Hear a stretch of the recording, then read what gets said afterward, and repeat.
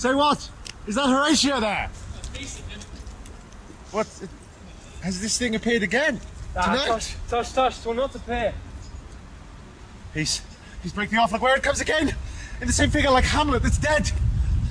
Speak to it, Horatio. Looks in like Hamlet. Mark it, Horatio. Most like it. It harrows me with fear and wonder. Question it, Horatio. What art thou that usurps this time of night? By heaven, I charge thee, speak! It is offended. See, it stalks away. Stay, speak! I charge thee, speak!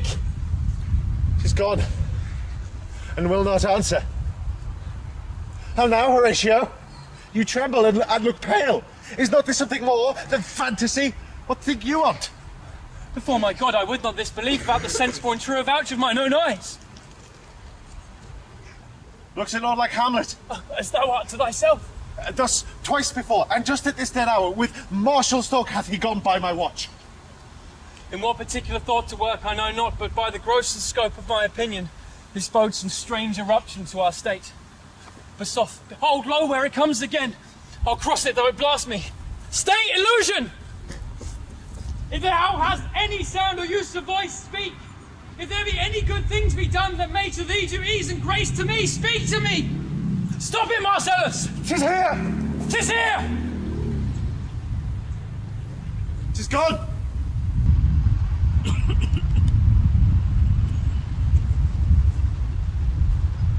Break we our watch up, and on my advice, let us impart what we have seen tonight unto young Hamlet. For this spirit, done to us, will speak to him. Do you consent we should acquaint him with it, and even in our loves, fitting our duty? Let's do it, I pray. And this morning I know where we shall find him, most conveniently.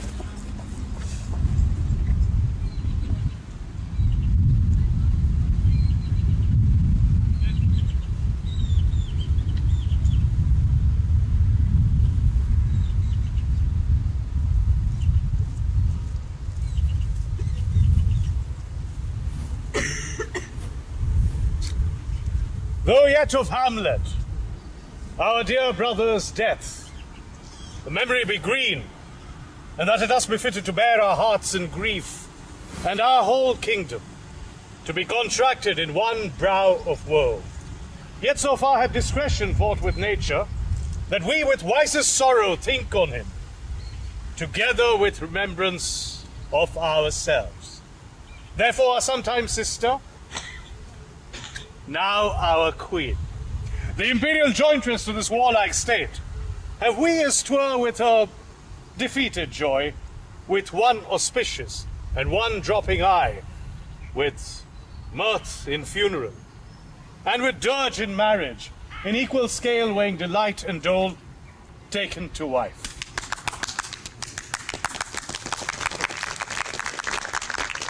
Now, Laertes, what's the news with you? You told us of some suit. What is it, Laertes? Your leave and favour to return to France, from whence so willingly I came to New York to show my duty in your celebration. Yet now I must confess, that duty done, my thoughts and wishes bend again towards France and bow them to your gracious leave and pardon. Have you your father's leave? What says Polonius? He hath, my lord. I do entreat you, give him leave to go. Take thy farewell, Laertes. Time be thine, and thy best graces, use them at thy will. But now, my cousin Hamlet, and my son. A little more than kin and less than kind. How is it that the clouds still hang on you? Not so, my lord, I am too much in the sun. Good Hamlet, cast thy native colour off, and let thine eye look like a friend on New York. Do not forever with thy veiled liz seek for thy noble father in the dust.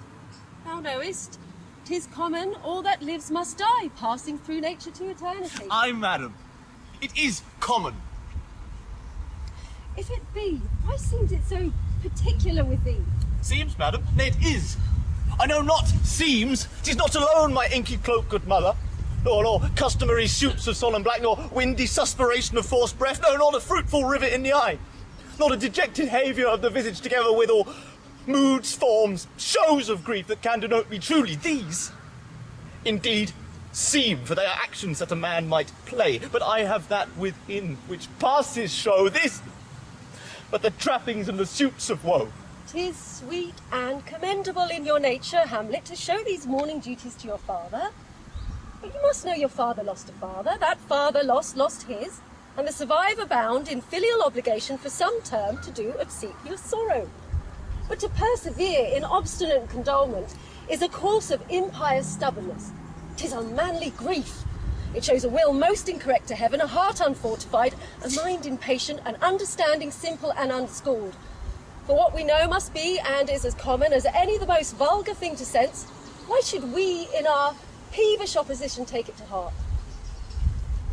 We pray you, throw to earth this unprevailing woe, and think of us as of a father.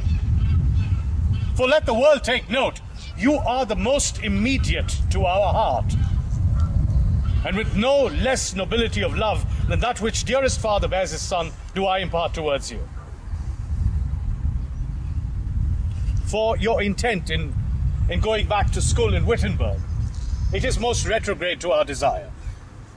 And we beseech you, bend you to remain here, in the cheer and comfort of our eye, our chiefest courtier, cousin, and our son.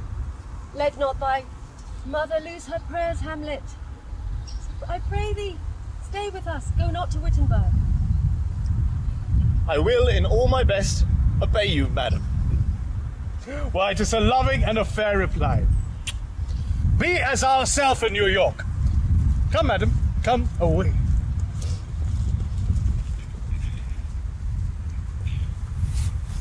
Oh, that this too solid flesh would melt, thaw and resolve itself into a dew. Or that the everlasting had not fixed his canon against self-slaughter. Oh, God. God, how weary, stale, flat, and unprofitable seem to me all the uses of this world. Fie on it. Ah, fie. 'Tis an unweeded garden that grows to seed. Things rank and gross in nature possess it merely, that it should come to this. But 2 months dead. Nay, not so much, not 2. So excellent a man that was to this, Hyperion to a satyr. So loving to my mother that he might not beteem the winds of heaven, visit her face too roughly, heaven and earth. Must I remember why she would hang on him as if increase of appetite had grown by what it fed on, and yet, within a month, let me not think on it, frailty thy name is, woman. A little month, or ere those shoes were old, with which she followed my poor father's body like Niobe all tears, why even she, oh God, a beast that wants discourse of reason would have mourned longer, married with my uncle, my father's brother, but no more like my father than I to Hercules, within a month. Ere yet the salt of most unrighteous tears had left the flushing in her gollid eyes, she married. Oh, most wicked speed. To post with such dexterity to incestuous sheets, it is not, nor it cannot come to good, but break my heart, for I must hold my tongue.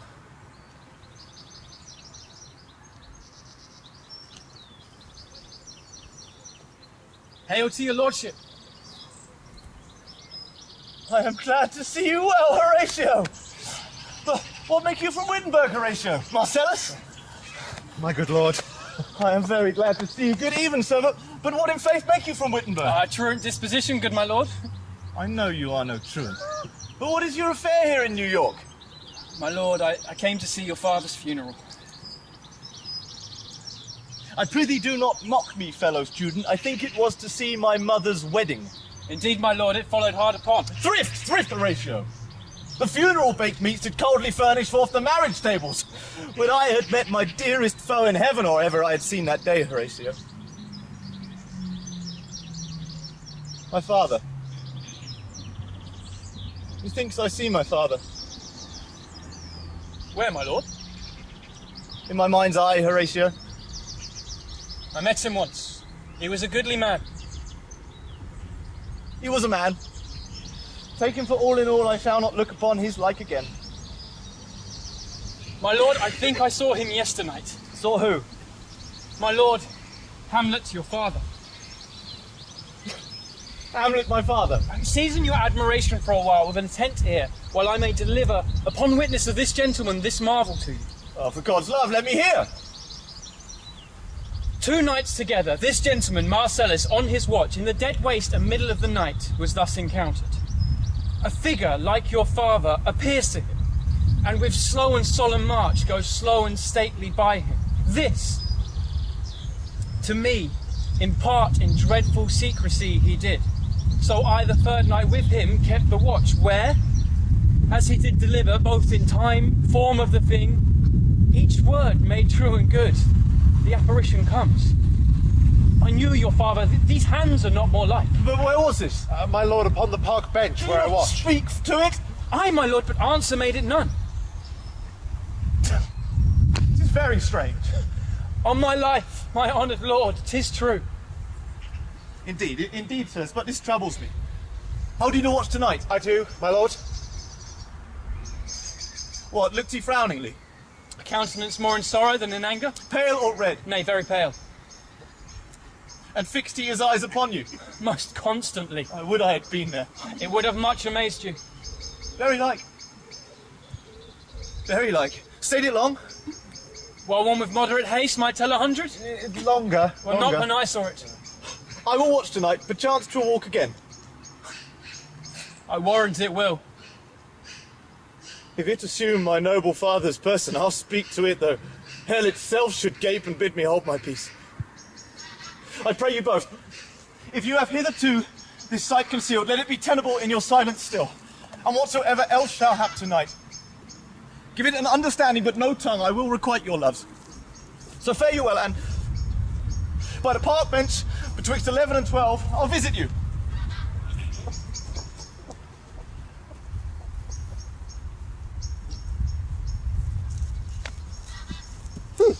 My necessaries are embarked. Farewell. And sister, as the winds give benefit and convoy is assistant, do not sleep, but let me hear from you. Oh, do you doubt that? For Hamlet and the trifling of his favour, hold it a fashion, and the toy in blood, violet in the use of priming nature, froward, not permanent, sweet, not lasting, the suppliance of a minute, no more. Oh, no more but so? Think it no more. For nature present does not grow alone in thews and bulk, but as this temple waxes, the inward service of the mind and soul grows wide withal. Perhaps he loves you now, and now no soil nor caudal doth besmirch the virtue of his will. But you must fear his greatness weighed. His will is not his own. He may not, as unvalued persons do, carve for himself, for on his choice depends the sanctity and health of this whole state. And therefore must his choice be circumscribed unto the voice and yielding of that body, whereof he is the head. Then if he says he loves you, fits your wisdom so far to believe it, as he in his particular act and place may give his saying deed, which is no further than the main voice of New York goes withal. Then weigh what loss your honour may sustain if with too credent ear you list his songs, or lose your heart or your chaste treasure open to his unmastered importunity. Fear it, Ophelia. Fear it, my dear sister, and keep you in the rear of your affection, out of the shot and danger of desire. The chariot maid is prodigal enough if she unmask her beauty to the moon. Virtue itself scapes not calumnious strokes. The canker galls the infants of the spring too oft before their buttons be disclosed, and in the morn and liquid dew of youth, contagious blastments are most imminent. Be wary. Best safety lies in fear. Youth to itself rebels, though none else near. I shall the effect of this good lesson keep, as watchman to my heart. But good my brother, do not, as some ungracious pastors do, show me the steep and thorny ways to heaven, whilst like a buffeted and reckless libertine himself the primrose path of dalliance tread, and recks not his own reed. Oh, fear me not, and stay too long. But here my father comes. Yet here, Laertes, and these few in thy memory see thou character. Give thy thought no tongue, nor any unproportioned thought his act. Be thou familiar, but by no means vulgar, that those friends thou hast, and their adoption tried, grapple them to thy soul with hoops of steel, but do not dull thy palm with entertainment of each new-hatched, unfledged comrade. Beware of entrance to a quarrel, but being in, bear it that the opposed may beware thee. Give every man thy ear, but few thy tongue. Take each man's censure, but reserve thy judgment. Neither borrower nor lender be. For loan oft loses both itself and friend, and borrowing doth dull the palm of husbandry. This, above all, to thine own self be true. And it must follow then, as night follows day, thou canst then be false to no man. Most humbly do I take my The leave. tide invites. Farewell, Ophelia. And remember well what I have said to you. Oh, 'tis in my memory locked. You yourself shall keep the key of it. Farewell. What is Ophelia he have said to you? So please you, something touching the Lord Hamlet. What is between you? He hath, my lord of late, made many tenders of his affection to me. And do you believe these tenders, as My you call them? lord, he have importuned me with love in honourable fashion, Aye, fashion you may call it. and have given countenance to his speech, my lord, with almost all the holy vows of heaven. I would not, in plain terms from this time forth, have you so slander any moment leisure to give words or talk to the Lord Hamlet. Look to it, I charge you, come your ways. I shall obey, my lord.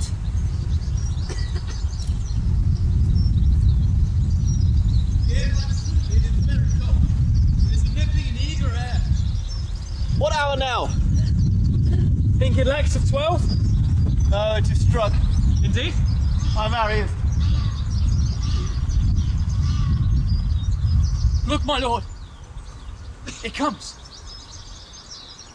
Be thou a spirit of health or goblin damned. Bring with thee airs from heaven or blast from hell, be thy intents wicked or charitable, thou comest in such a questionable shape that I will speak to thee.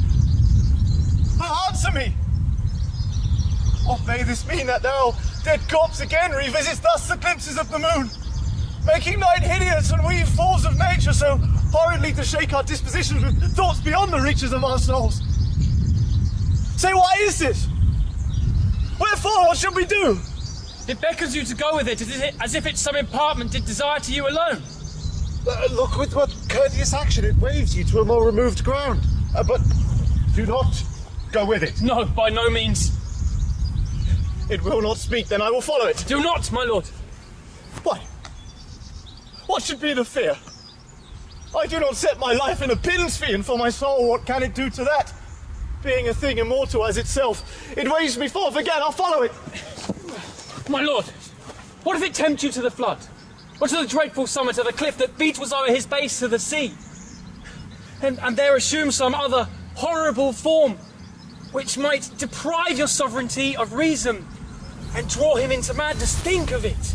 The very place puts toys of desperation without more motive into every brain that looks so many fathoms to the sea and hears it roar beneath.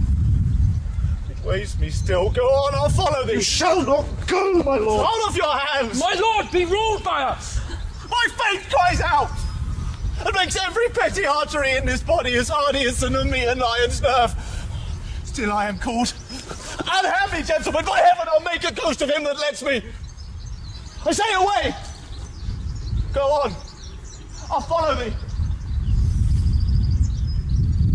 You waxes desperate with imagination. Let's follow. Have after.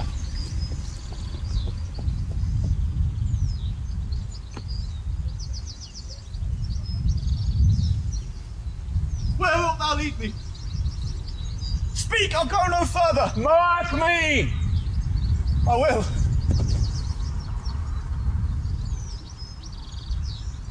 I feel my hour is almost come. When I to sulphurous and tormenting flames must render up myself. Alas, poor ghost. Do not pity me, but lend me a most serious listening to what I shall unfold. Speak, I am bound to hear. As thou art, to revenge when thou shalt hear. What? I am thy father's spirit, doomed for a certain term to walk the night, and in the day confined to fast in fires, till the foul deeds done in my day of nature are burned and purged. Listen, oh, listen! If thou didst ever thy dear father love, God! revenge is foul and most unnatural murder. Murder?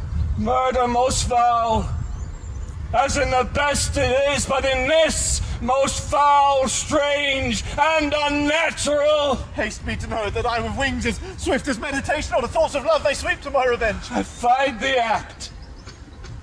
But no, most noble youth, the serpent that did sting thy father's life now wears his crown. Oh, my prophetic son! Oh, my uncle. incestuous! Oh, most adulterous beast! With witchcraft in his wit and treacherous gifts did win to his shameful lust the will of my most seeming virtuous queen.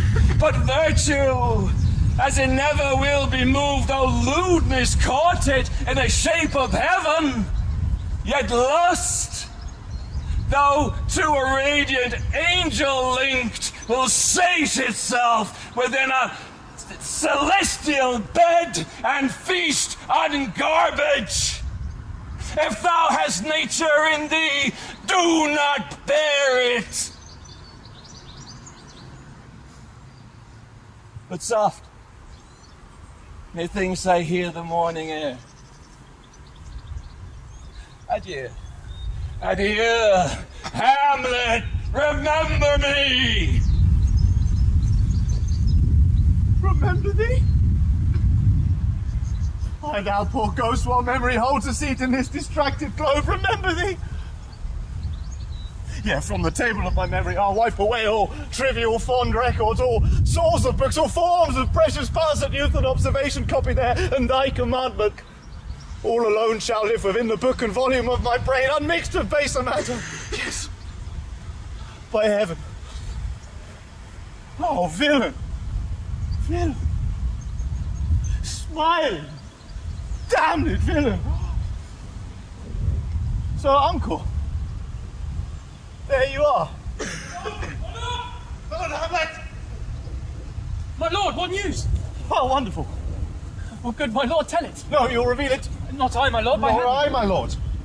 But you'll be secret. Aye. I, by heaven, my lord. There needs no ghost come from the grave to ask us this.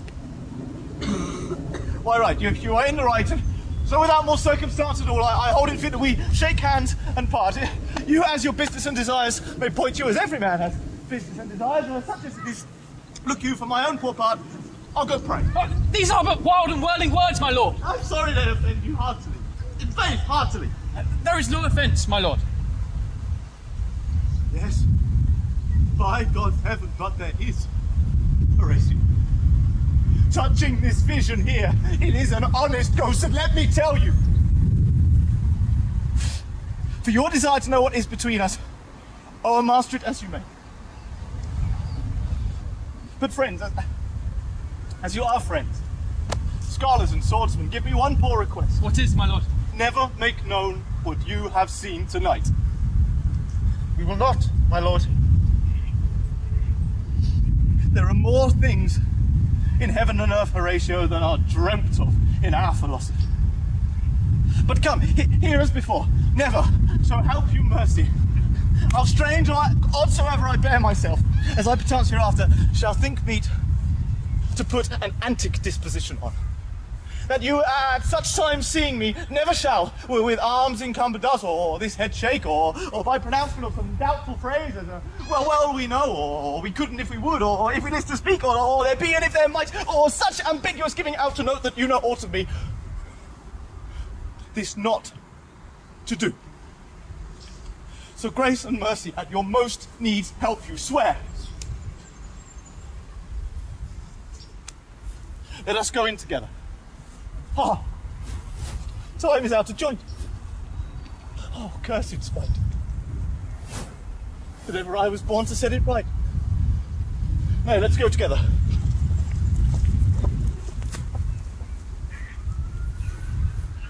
How now, Ophelia? What's the matter? Oh, my lord, I have been so affrighted. What in God's name? Lord Hamlet. So piteous and purport, as if it had been loosed out of hell to speak of horrors, he comes before me. What said he? He took me by the wrist and held me hard. Then goes he to the length of all his arm, and with his other hand thus o'er his brow. He forced such partial of my face as he would draw it. Long stayed he so, then at last a little shaking of mine arm, and thrice his head thus waving up and down. He raised a sigh so piteous and profound that it did seem to shatter all his bulk and end his being. That done, he lets me go. And with his head over his shoulders turned, he seemed to find his way without his eyes, for out of doors he seemed to go without their help, and to the last bended their light on me. Come, go with me. We will go seek the king. This is the very ecstasy of love, which doth affright our senses. I'm sorry, What?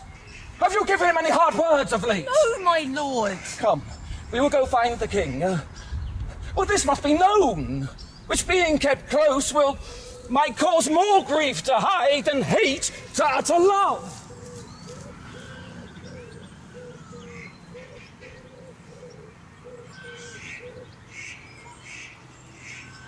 Welcome, dear Rosencrantz and Guildenstern. Moreover, that we much did long to see you. The need we have to use you did provoke our hasty sending. Something have you heard of Hamlet's transformation, so call it? Since nor the exterior nor the inward man resembles what it was, what it should be more than his father's death, that thus hath put him so much from the understanding of himself, I cannot dream of.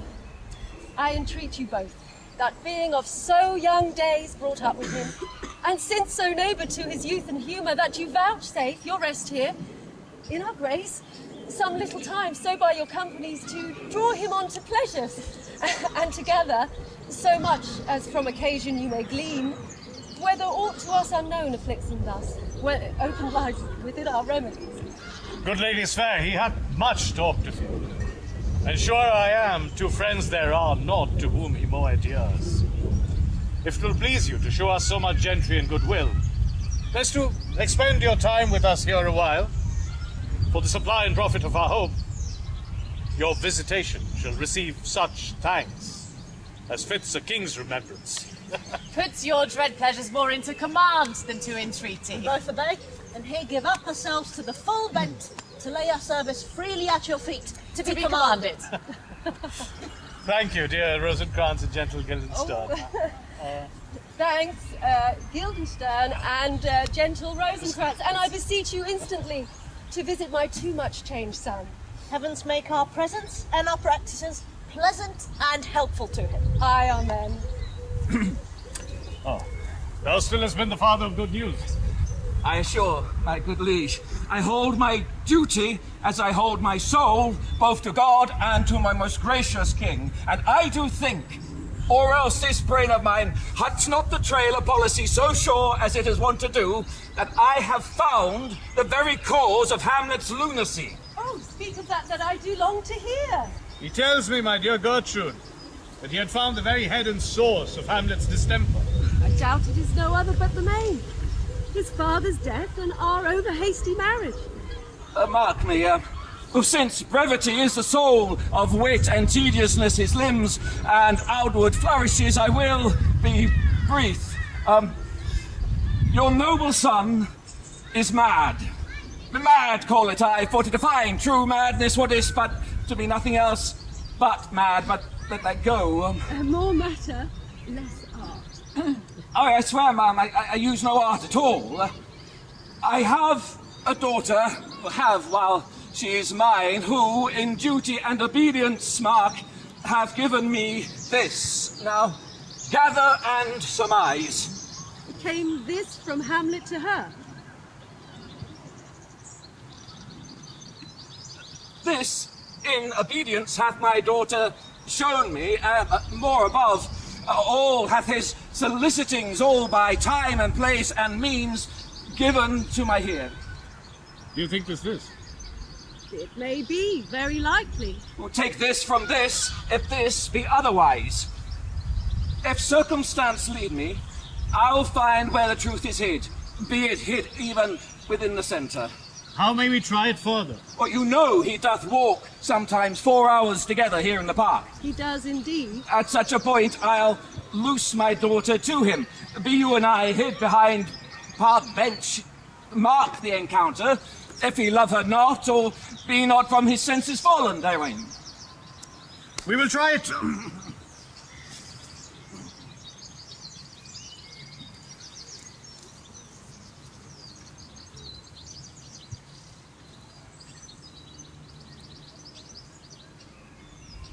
How doth my good Lord Hamlet? Oh, God have mercy!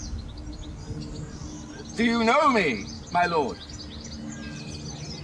Excellent, well, you are a fishmonger. But not I, my lord. Would you were so honest a man? Honest, my lord? Aye, sir. To be honest as this world goes, is to be one man picked out of 10,000. 'Tis most true, my lord. If the sun breed maggots in a dead dog, being a good kissing carrion. Sir, have you a daughter? I have, my lord. Let her not walk in the sun. Conception is a blessing, but not as your daughter may conceive. Friend, look to it. How say you by that? Words. Words, words. What is the matter, my lord? Between who? I mean the matter that you read, my lord. Slanders, sir. For the satirical rogue says here that old men have grey beards, and their faces are wrinkled, their eyes purging thick amber and plum tree gum, and that they have a plentiful lack of wit. And together with most weak hams, all which, though I most powerfully and potently believe, yet I hold it not honesty to have it thus set down. If yourself, sir, shall grow as old as I am, if like a crab, you could go backward. Oh, though this is madness, yet there is wisdom, method within it. Will you not walk out of the air, my lord? Into my grave? Yes, that is out of the air, but my most noble lord, I must most humbly take my leave of you. You cannot, sir, take from me anything that I will more willingly part with all. Fair you, Except my life. fair you, Except my life. fair you. Except my life. These tedious old fools. You go to seek your good Lord Hamlet. There he is. My excellent good friends. Guildenstern, how dost thou? Our Rosencrantz. Good friends, how do you both? As the indifferent children of the earth. Why, what's the news? None, my lord, but that the world's grown honest. Then is doomsday near, but your news is not true. Let me question more in particular. What have you, good friends, deserved at the hands of fortune that she sends you to prison hither? Prison? My lord. We think it not so, my lord. Why then, 'tis none to you. There is nothing either good or bad, but thinking makes it so. To me, it is a prison. Why then your ambition makes it one. 'Tis too narrow for your mind. Oh God, I could be bounded in a nutshell and count myself a king of infinite space were it not that I have bad dreams. Which dreams indeed are ambition, for the very substance of the ambitions is merely the shadow of a dream. The dream itself is but a shadow. Truly, And I hold ambition of so airy and light a quality that it is but a shadow's shadow. Then are our beggars' bodies and our monarchs and outstretched heroes the beggars' shadows? But in the beaten way of friendship, what make you in Central Park? To visit you, my lord. No other occasion. Were you not sent for? Is it your own inclining? Is it a free visitation? Come, deal justly with me. Come, they speak! What shall we say, my lord? Why, anything but to the purpose. You were sent for. And there is a kind of confession in your looks which your modesties have not craft to colour. I know the good king and queen have sent for you. To what end, my lord? That you must teach me. But let me conjure you by the rights of our fellowship, by the consonancy of our youth, by the obligation of our ever-preserved love, and by what more dear willing a proposer could charge you withal, be even and direct with me, whether you were sent for or no. What say you? Maiden, I have an eye of you. If you love me, hold not off. My lord, we were sent for. I will tell you why. So shall my anticipation prevent your discovery, and your secrecy to the king and queen bolt no feather. I have of late, and wherefore I know not, lost all my mirth. Forgone all custom of exercise, and indeed it goes so heavily with my disposition that this goodly frame, the earth, seems to me a sterile promontory. This most excellent canopy, the air, look you, this brave o'erhanging firmament, this majestical roof fretted with golden fire, why, it appeareth nothing to me but a foul and pestilent congregation of vapours. What a piece of work is a man, how noble in reason, how infinite in faculties, in form and moving, how expressive, admirable in action, how like an angel in apprehension, how like a god. The beauty of the world, the paragon of animals. And yet, to me, what is this quintessence of dust? Man delights not me. No, nor woman neither, though by your smiling you seem to say so. There was no such stuff in my thoughts, my lord. Why did you laugh then when I said man delights not me? To think, my lord, if you delight not in man, what meagre entertainment the players shall receive from you. We coated them on the way, and hither are they coming to offer you service. What players are they? Even those that you were wont to take delight in, the tragedians of the city. They hold the same estimation they did when I was in the city? Are they so followed? No, indeed they are not. How comes it? I will prophesy. He comes to tell me of the plays. My lord! Mark it.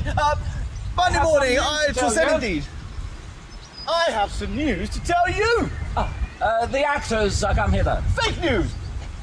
Upon mine honour, Then Cambridge actor on his ass. the best actors in the world, my lord, for tragedy, comedy, history, pastoral, pastoral comical, tragical comical, pastoral historical, historical, pastoral comical, and scenes of the visible. And We will have a speech straight. Come, a taste of your quality. Come, a passionate speech. What speech, my lord? I heard thee speak me a speech once, but it was never acted, or if it was, not above once. For the play I remember pleased not the million. But one speech in it I chiefly loved. 'Twas Aeneas' tale to Dido, or thereabouts of it especially, when he speaks of Priam's slaughter. If it live in your memory, begin at this line. Let me see.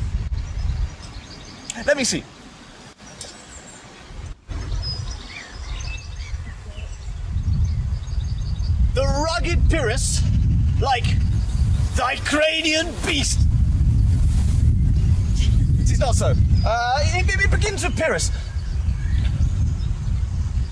The rugged Pyrrhus, he whose sabled arms black as his purpose, did the knight resemble as he lay couched in the ominous horse.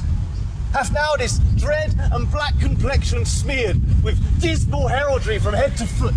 Now he is total ghouls, horridly tricked with blood of fathers, mothers, daughters, sons, baked and impasted with the parching streets that lend a tyrannous and damned light to their lord's murder, roasted with wrath and fire, and thus o'ersized with coagulate gore, the hellish Pyrrhus, old grandsire Priam, seeks.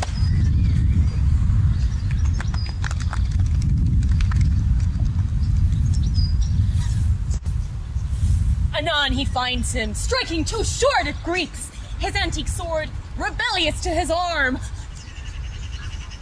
Lies where it falls, repugnant to command. Unequal matched, Pyrrhus at Priam drives, enraged strikes wide, but with the width and wind of his fell sword, the unnerved father falls. Then senseless Ilium, seeming to feel this blow, with flaming top stoops to his base, and with hideous crash takes prisoner Pyrrhus' ear. For, lo, his sword, which was declining on that milky head of Reverend Priam, seemed in the air to stick. So as a painted tyrant Pyrrhus stood, and like a neutral to his will and matter, did nothing. But as we often see against some storm, a silence in the heavens, the wreck stands still, the bold wind speechless, and the orb below as hush as death. Anon the dreadful thunder doth rend the region.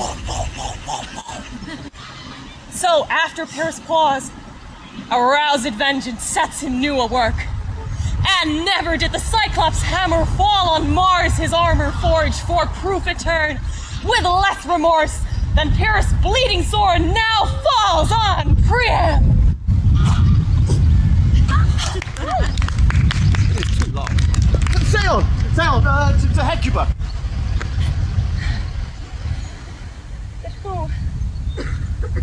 Who had seen the Mobled Queen Oh, the Mobled Queen. No, it's good. Mobley Queen. run barefoot up and down, threatening the flames with this room?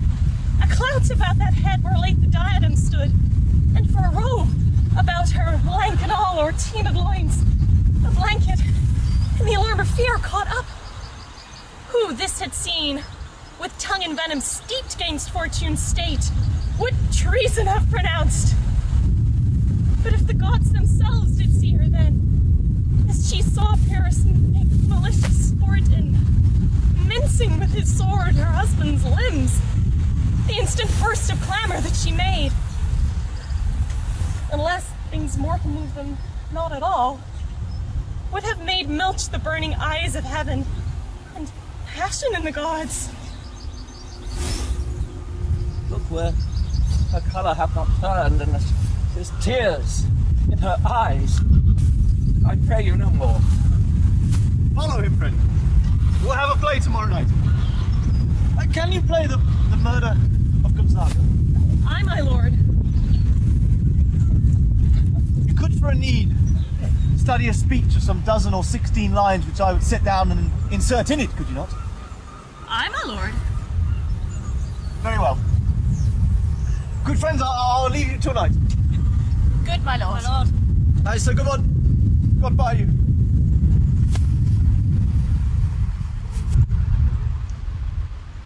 Now I am alone.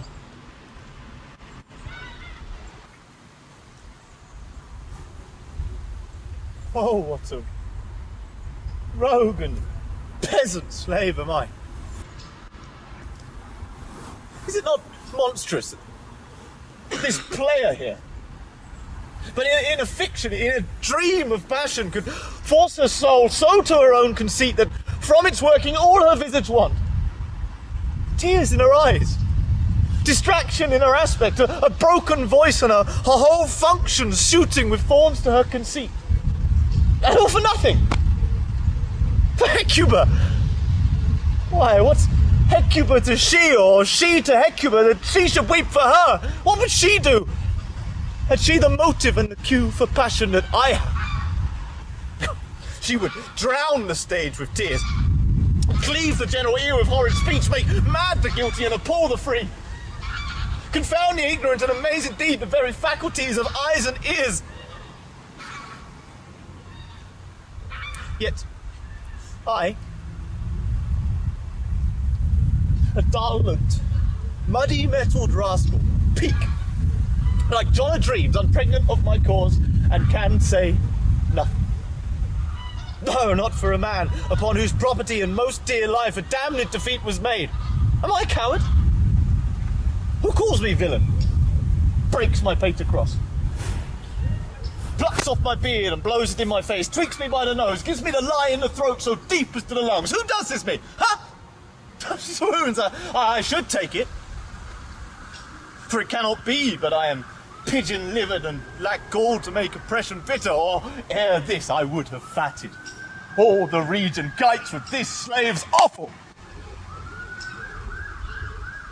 Bloody bawdy villain. Remorseless. Treacherous. Lecherous. Kindless villain, oh vengeance.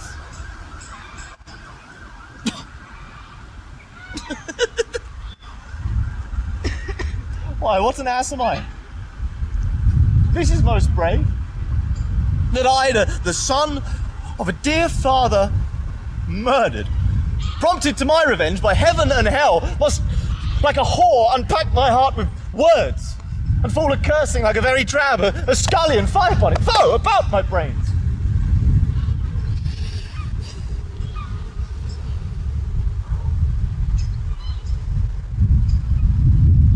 I have heard that guilty creatures sitting at a play have, by the very cunning of the scene, been struck so to the soul that presently they have proclaimed their malefactions. For murder, though it have no tongue, will speak with most miraculous organ. I'll have these players play something like the murder of my father before mine uncle. I'll observe his looks, I'll tempt him to the quick, if he but blench. I know my course. The spirit that I have seen may be the devil, and the devil hath power to assume a pleasing shape, yeah, and perhaps out of my weakness and my melancholy, as he is very potent with such spirits, abuses me to damn me, I'll have grounds more relative than this. The play's the thing, wherein I'll catch the conscience of the king.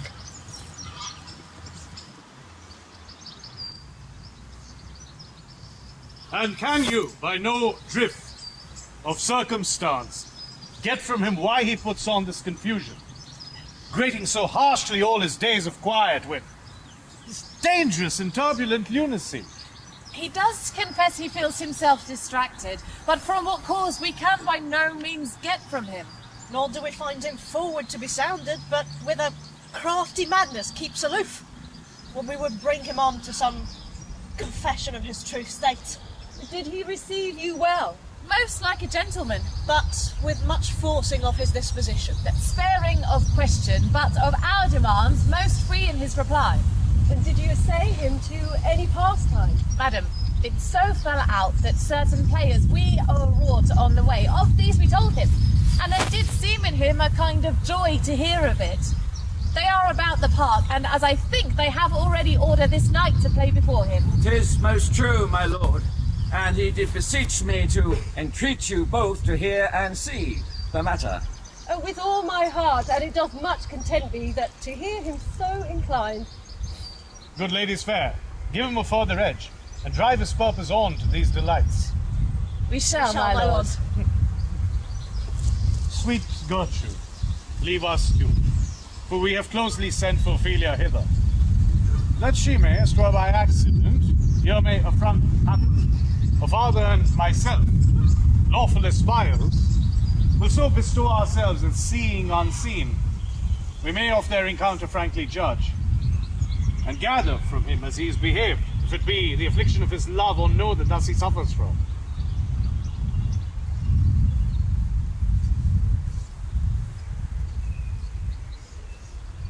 Ophelia, I do wish your good beauty to be the happy cause of Hamlet's wildness.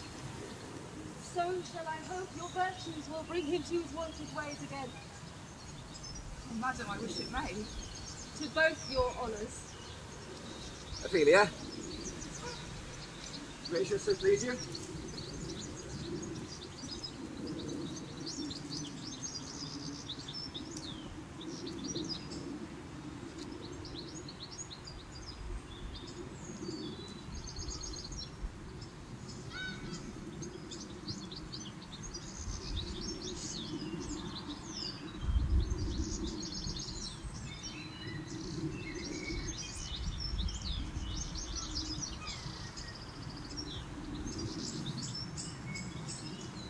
To be or not to be? That is the question. Whether 'tis nobler in the mind to suffer the slings and arrows of outrageous fortune, or to take arms against the sea of troubles and by opposing end them, to die. To sleep no more. And by a sleep to say we end the heartache and the thousand natural shocks that flesh is heir to. 'Tis a consummation devoutly to be wished to die. To sleep. To sleep, perchance to dream. Aye, there's the rub. For in that sleep of death, what dreams may come when we have shuffled off this mortal coil must give us pause. There's the respect that makes calamity of so long life. For who would bear the whips and scorns of time? The oppressor's wrong, the proud man's contumely, the pangs of despised love, the law's delay, the insolence of office, and the spurns that patient merit of the unworthy takes when he himself might his quietus make with a bare bodkin.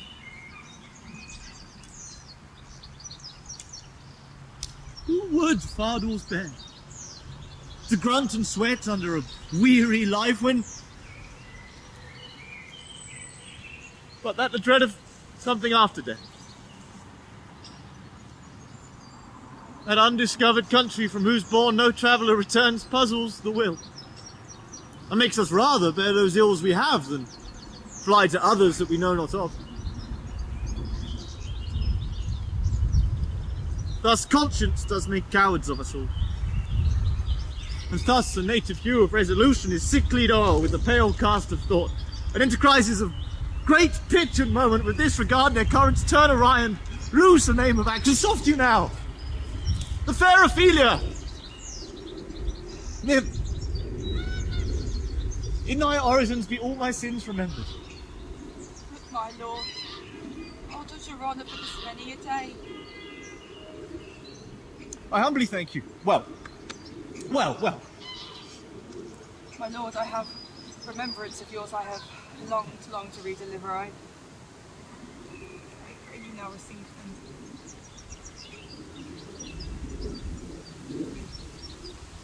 No, not I. I never gave you aught. My honoured lord, you know right well you did, and with them words of so sweet breath composed as made the things more rich. Take these again. Are you honest? My lord. Are you fair? What means your lordship? That if you be honest and fair, your honesty shall admit no discourse to your beauty. Could beauty, my lord, have better commerce than with honesty? Aye, truly, for the power of beauty will sooner translate honesty from what it is into a bawd. And the force of honesty can transform beauty into his likeness. This was sometime a paradox, but now the time gives it proof. I did love you once. Indeed, you've made me believe so. You should not have believed me. I loved you not. I was the more deceived. Get thee to a nunnery. Why wouldst thou be a breeder of sinners? I am myself indifferent, honest, but yet I could accuse myself of such things that it were better my mother had not borne me. I am very proud, revengeful, ambitious, with more offences at my beck. But I have thoughts to put them in, imagination to give them shape, or time to act them in. What should such fellows as I do, walking between earth and heaven? Go thy ways to a nunnery.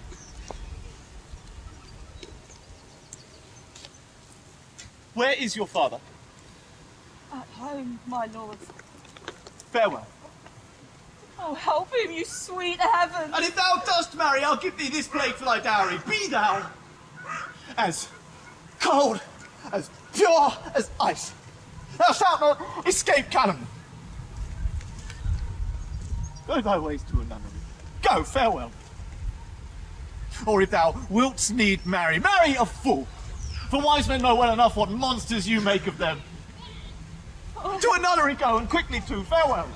Heavenly powers, restore him! Ah, I have seen your paintings too well enough.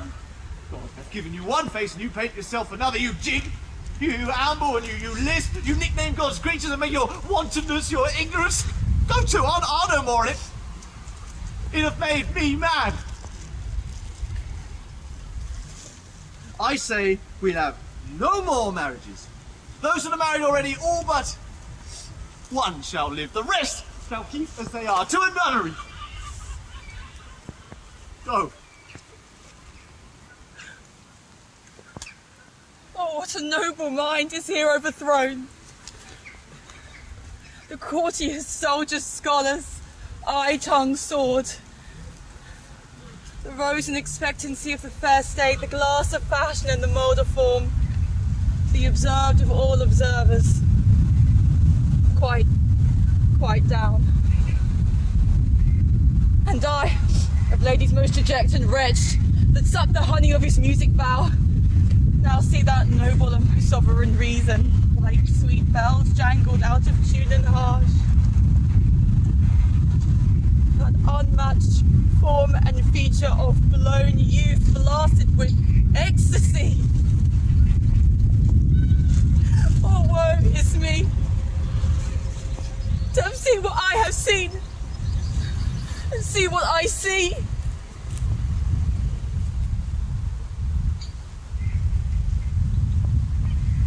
Love. His affections do not that way tend. Know what he spake, though it lacked form a little, was not like madness. There's something in his soul over which his melancholy sits on brood, and I do doubt that the hatch and the disclose will be some danger. Which is why in quick determination thus have I set it down.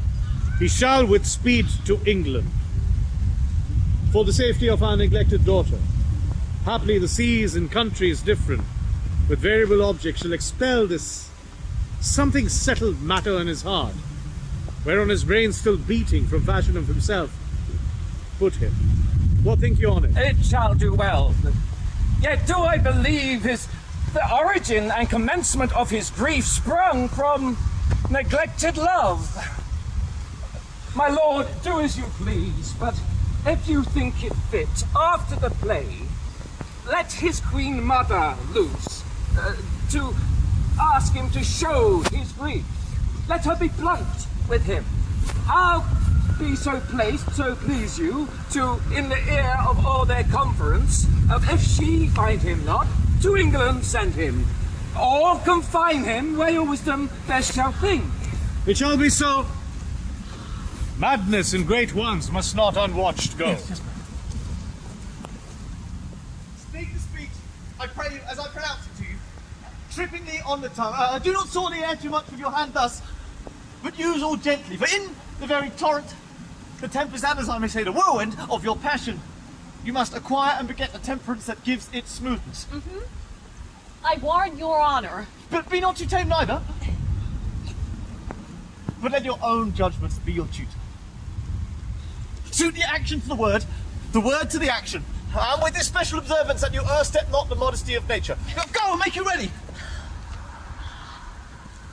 Ah, my lord, will the king hear this piece of work? He will, and thy mother too.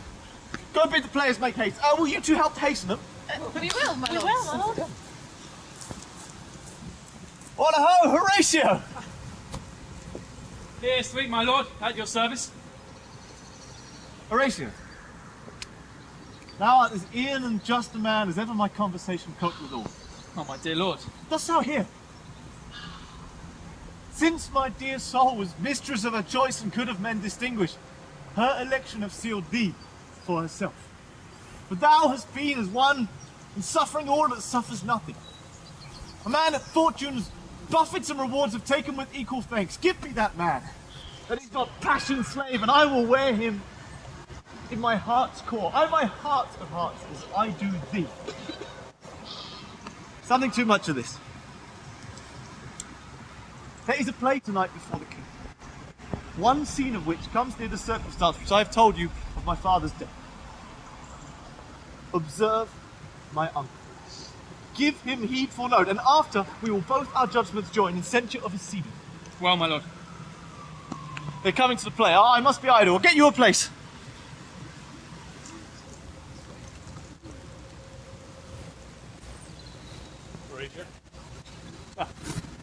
Oh, how fares our cousin Hamlet? Excellent in faith. My lord, you played in the university once, you say? I did, my lord, and was accounted a good actor. And what did you enact? I did enact Julius Caesar. I was killed in the Capitol. Brutus killed me. Be the actors ready? And I, my lord, they stay upon your patience.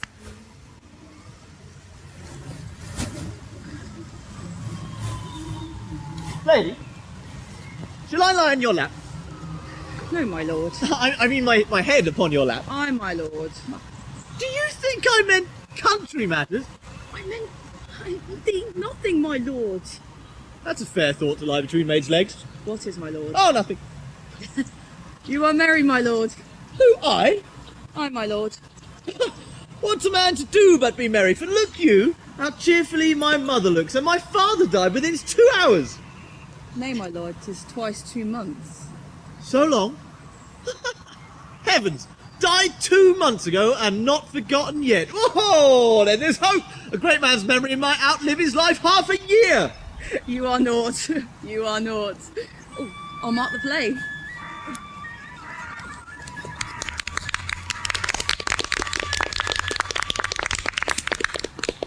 Full 30 times hath Neptune's. Full 30 times hath the moon about Neptune's salt wash and Tellus orbit ground. And 30 dozen moons with borrowed sheen about the world hath twice 1230 speed. Since love, our hearts, and Hymen did our hands unite commutual in most sacred bands. So many journeys may the sun and moon make us again counter or ere our love be done. But woe is me. You are so sick of late.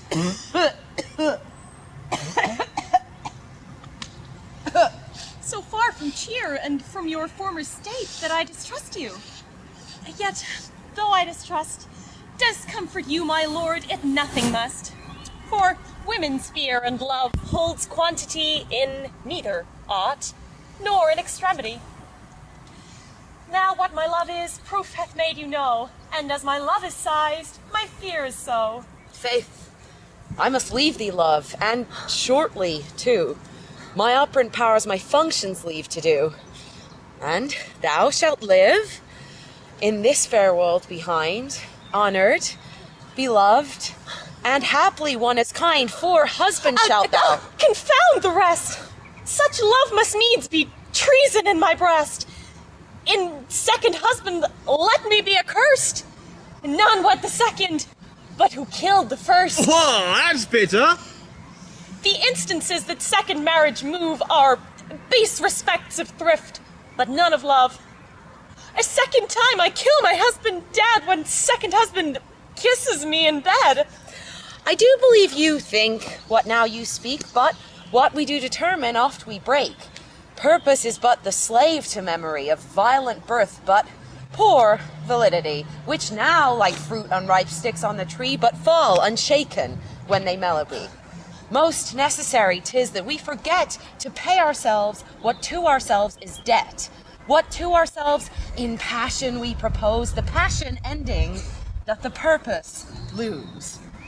For 'tis a question left us yet to prove whether love lead fortune or else fortune love. The great man down, you mark, his favorite flies. The poor advanced makes friends of enemies. And hitherto doth love on fortune tend, for who not needs shall never lack a friend. And who in want a hollow friend doth try, directly seasons him his enemy. But orderly, To end where I begun, our wills and fates do so contrary run, that our devices still are overthrown. Our thoughts are ours, their ends none of our own. So, think thou wilt no second husband wed, but die thy thoughts when thy first lord is dead. Nor earth to give me food, nor heaven light. Sport and repose lock from me day and night. Each opposite that blanks a face of joy meet what I would have well, and it destroy.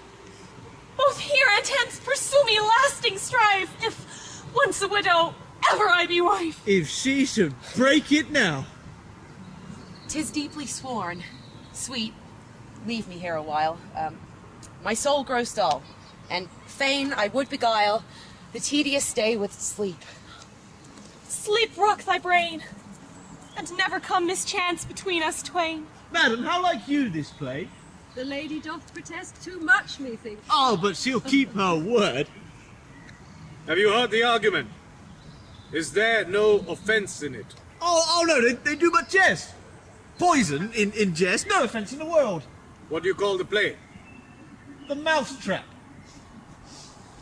This is Gonzago, his wife Baptista, and this is one Lucianus, nephew to the king. You are as good as a chorus, my lord. I could interpret between you and your love if I could see the puppets dallying. You are king, my lord, you are king. Oh, it would cost you a groaning to take off my edge. Still better and worse? So you mistake your husbands. Begin, murderer!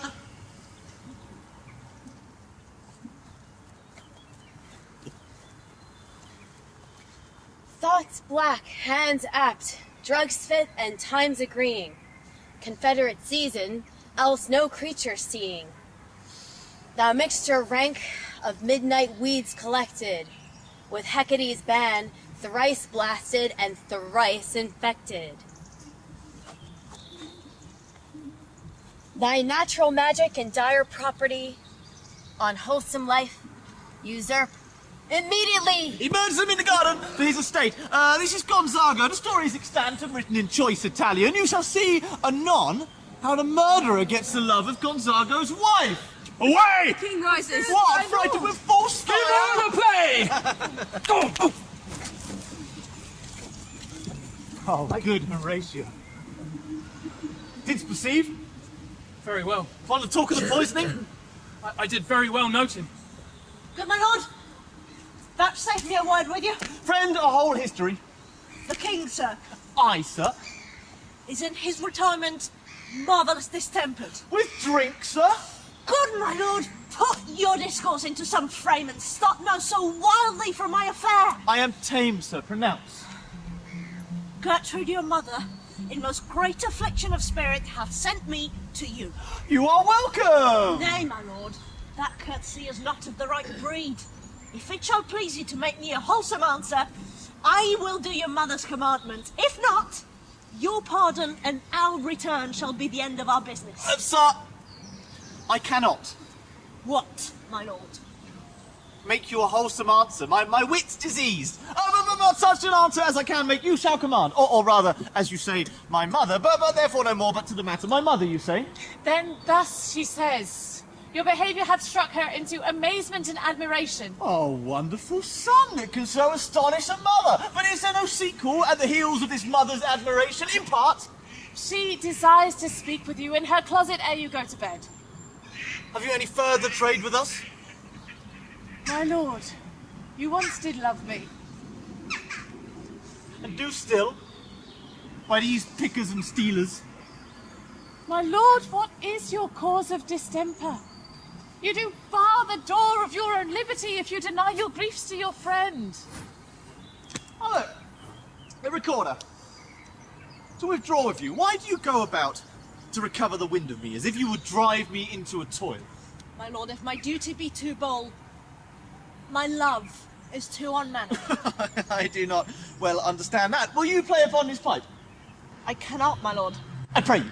Believe me, I cannot. I do beseech you. I know no touch of it. It is as easy as lying. Govern these ventages with your fingers and thumb, give it breath with your mouth, and it will discourse most eloquent music. These cannot I utter to any semblance of harmony. I have not the skill. Why? What a thing you would make of me. You would seem to know my stops. You would pluck out the heart of my mystery. You would sound me. From my lowest note to the top of my compass, yet there is much music. Excellent voice in this little pipe, yet cannot you make it speak? Oh, call me what instrument you will, though you can fret me. You cannot play upon me. My lord, your mother would speak with you.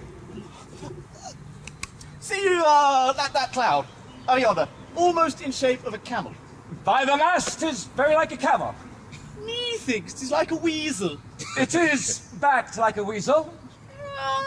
Like a whale. It is very like a whale. Then I will come to my mother by and by. Why, they fall me to the top of my bent. I will come by and by. I will say so. By and by is easily said. Good friends, leave me.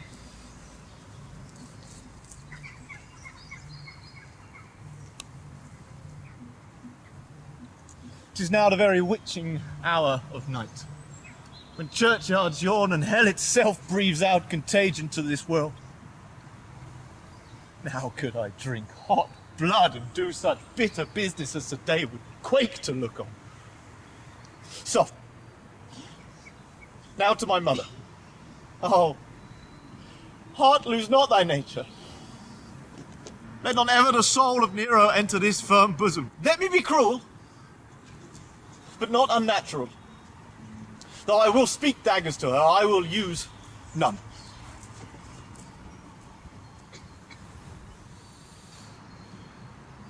I like him not. Nor stands it safe with us to let his madness rage. Therefore prepare you. I will your commission dispatch forthwith, and he shall to England along with you. We will haste us. We will haste us. My lord, he goes to see his mother. Without their sight, I will convey myself to hear the process. I'll call on you before you go to bed and tell you what I know. Thanks, dear my lord.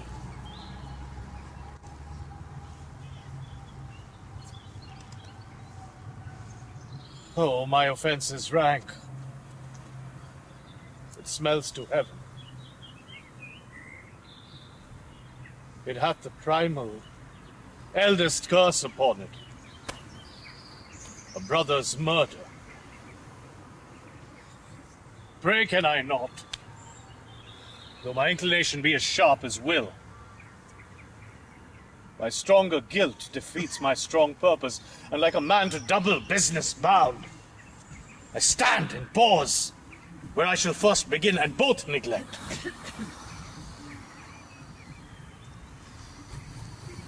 What if this cursed hand were thicker than itself with brother's blood? Is there not rain enough in the sweet heavens to wash it white as snow?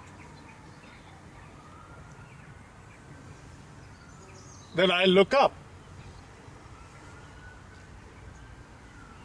My offense is past. But oh, what form of prayer can serve my turn? Forgive me my foul murder. That cannot be, since I'm still possessed of those effects for which I did the murder. My crown, mine own ambition, and my queen. In the corrupted currents of this world, offence's gilded hand oft shoves by justice, and oft is seen that the wicked prize itself buys out the law. But 'tis not so above. O wretched state! O bosom, black as death! O limed soul, that in struggling to be free art more engaged! Help, angels, make a say! Bow stubborn knees, and heart with strings of steel. be thou as soft as sinews of the newborn babe. All may be well. Now might I do it, Pat? Now he is a prey. And now I'll do it.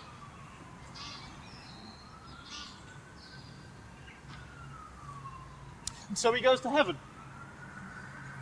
And now I then revenge? That would be scandal. A villain kills my father, and for that, I, his sole son, to this same villain send to heaven. Why, this is higher in salary, not revenge. But in our circumstance and course of thought, 'tis heavy with him. And then am I revenged? To take him in the purging of his soul when he is fit and seasoned for his passage? No. No, up sword.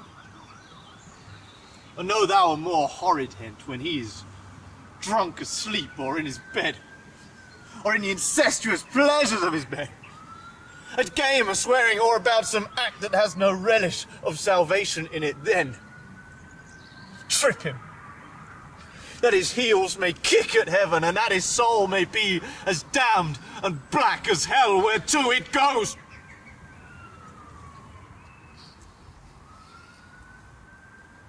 My mother stays.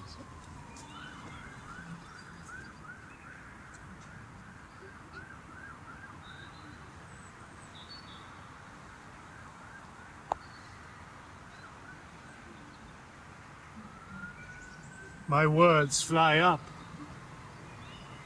My thoughts remain below.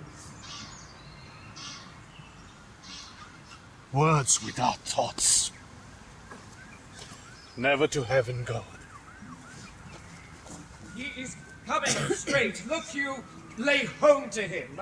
Tell him that his pranks have been too broad to bear with, and that your grace have shielded and stood between much heat and him. I'll ensconce me even here. Pray you be blunt with him. Oh, why don't you fear me not? Withdraw, he's coming. Mother! Mother! Now, mother, what is the matter? Hamlet, thou hast thy father much offended. Mother, you have my father much offended. Come, you answer with an idle tongue. Go, you question with a wicked tongue. How now, Hamlet? What's the matter now? Have you forgot me? You are my aunt, your husband's brother's wife. Oh, would it were not so, you are my mother. Nay then, I'll set those to you that can speak. Oh, come, and sit you down, you shall not budge, you go not, till I set you up a glass where you may see the inmost part of you. What wilt thou do? Thou wilt not murder me! Help! Help! Help! How now?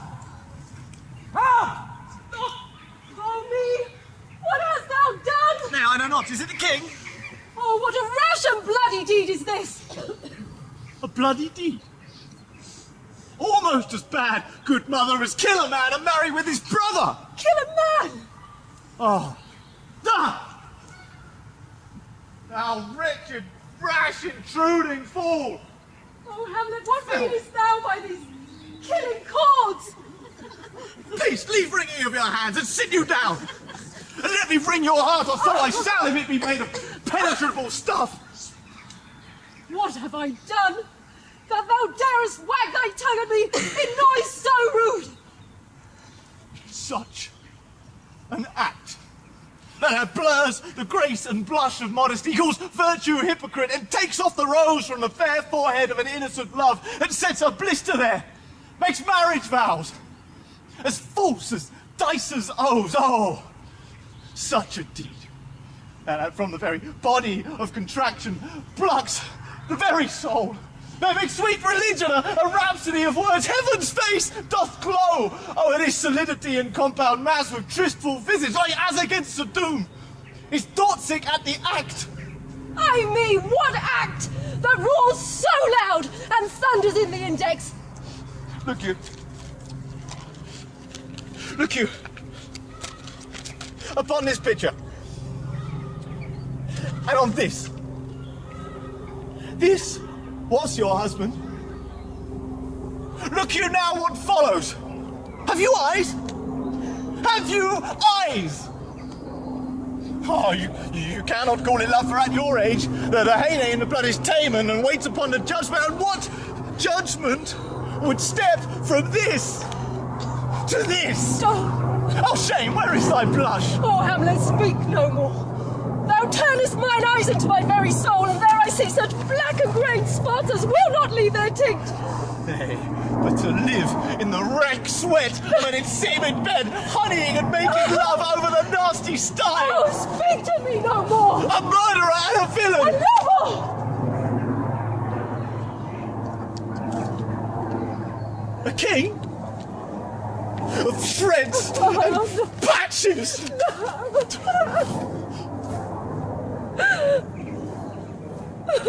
What wouldst thou, gracious figure? Do you not come your tardy son to chide, who lapsed in time and passion lets go by the important acting of your dread command? Alas, he's mad. How is it with you, lady? Alas, how is it with you that you do bend your eye on vacancy, and with the incorporeal air do hold discourse? Forth at your eyes your spirits wildly peep, and as the sleeping watchman in the alarm, your bedded hair like life in excrement starts up and stands on end. O gentle sun, upon the heat and flame of thy distemper sprinkle cool patience. Whereon do you look? On him! On him! Look you how pale he glares! Do not look upon me, lest with such piteous action you convert my stern affection, and what I have to do will want true colour. Tears perchance for blood. To whom do you speak this? Do you see nothing there? Nothing at all, yet all that is I see. Nor do you nothing here? No, nothing but ourselves. Look you. Look how it steals away. It's my father in his habit as he lived. Look where he goes even now, out of the portal. Oh, this is the very coinage of your brain. The bodiless creation ecstasy is very cunning in. Ecstasy? Oh, but how... My pulse, as yours, does temperately keep time and makes as healthful music. Hamlet, thou hast cleft my heart in twain. Oh, throw away the worse half of it and live the purer with the other part. But go not to my uncle's bed. Assume a virtue if you have it not. Refrain tonight, and it will lend a kind of easiness to the next abstinence. Good night, mother. Oh, what shall I do? Not this. By no means, that I bid you do. Go not. Let not the bloat king tempt you again to bed, or pinch wanton on your cheeks, or call you his mouse, or let him for a pair of reachy kisses, or paddling about your neck with his damned fingers make you to ravel all this matter out, that I essentially am not in madness, but mad in craft. Be thou assured, if words be made of breath and breath of life, I have no life to breathe what thou hast said to me. Good night, mother.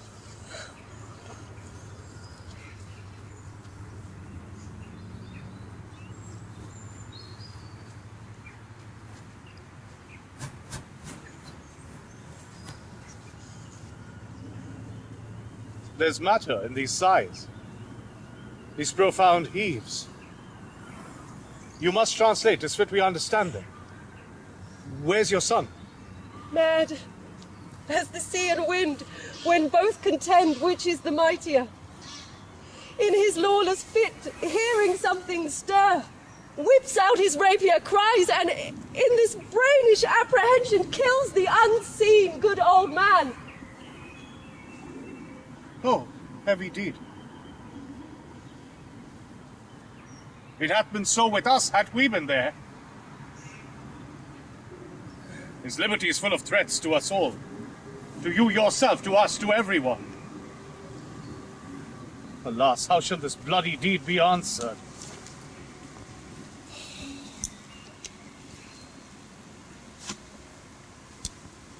He's gone to draw apart the body he hath killed, over whom his very madness, like some ore among a mineral of metals base, shows itself pure.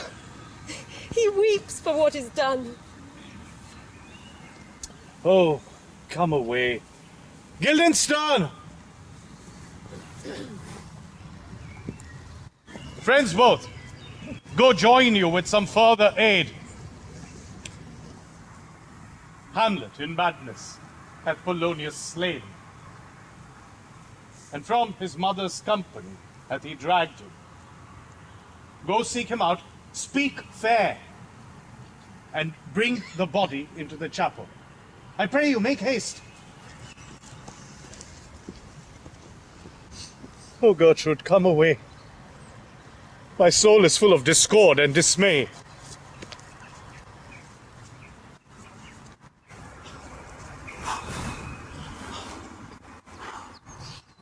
Safely stubborn. Lord Hamlet! Oh, what noise you cause on Hamlet. Lord Hamlet! Oh, here they come. What have you done, my lord, with the dead body? Compounded it to dust, where to Tiskin. Tell us where 'tis, that we may take it thence and bear it to the chapel. Do not believe it, Believe what? that I can keep your counsel and not my own.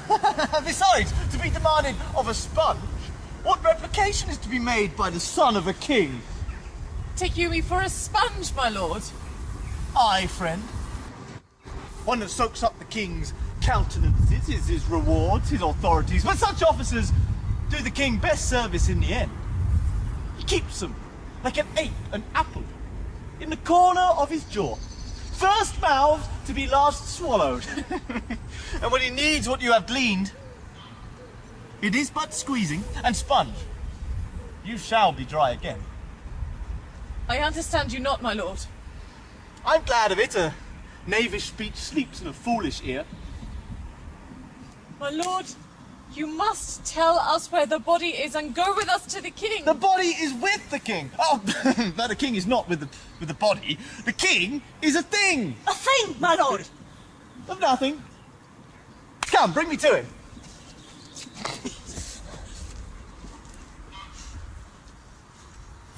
I have sent to seek him and to find the body. How dangerous is it that this man goes loose? Yet must not we put the strong law upon him? For he's loved of the distracted multitude, who like not with their judgment, but in their eyes. How now, what hath befallen? Where the dead body is bestowed, my lord, we cannot get from him. But where is he? Without, my lord. Bring him before us. Guildenstern, bring in my lord. Now, Hamlet, where is Polonius? At supper. At supper? Where? Not where he eats, but where he's eaten. A certain convocation of politic worms are even at him. That's the end. Where is Polonius?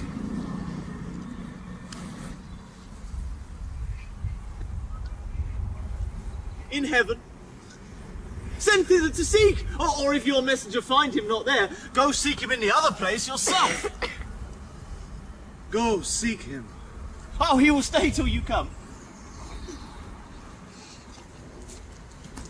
Hamlet,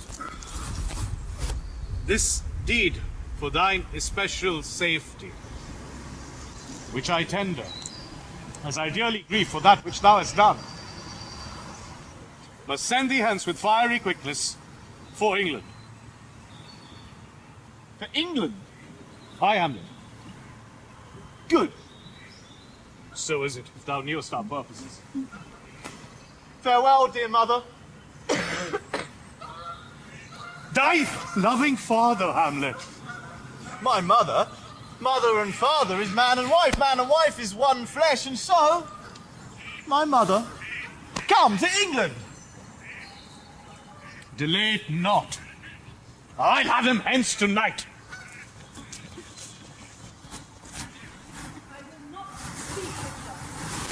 She is importunate, in deep distract. Her mood needs be pitied. What will she have? She speaks of her father. She says she hears there's tricks in the world, and hems and beats her heart, though nothing sure, yet much unhappily. 'Twere good that she were spoken with, for she may strew dangerous conjectures in ill-breeding minds. Let her come in.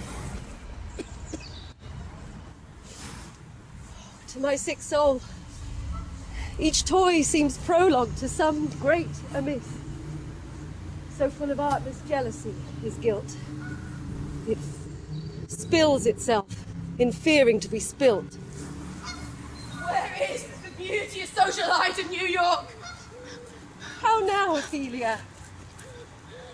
How should I, your true love, know from another one? Oh, alas, sweet lady, what imports this? Say you, nay, pray you, mark. He is dead and gone, lady. He is dead and gone. Nay, but Ophelia, Pray you, mark. How do you, pretty lady? Lord, we know what we are, but know not what we may be. Conceit upon a father. Pray you, let's have no words of this. But when they ask you what it means, say nothing. Pretty Ophelia, how long has she been thus? I hope all will be well. We must be patient. But I cannot choose but weep. To think they should lie here in the cold ground. My brother will know of it. So I thank you for your good counsel.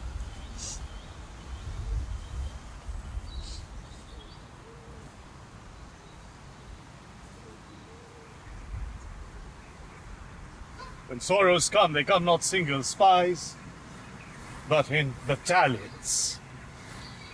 poor Ophelia, divided from herself and her fair judgment. Without the which we are pictures or mere beasts. Now, and as much containing as all these, her brother is in secret come from France. Feeds on his wonder, keeps himself in clouds, and will not suffer buzzers to infect his ear with pestilent speeches of his father's death. How now, what news? Save yourself, my lord. The ocean, o'erbearing of his lists,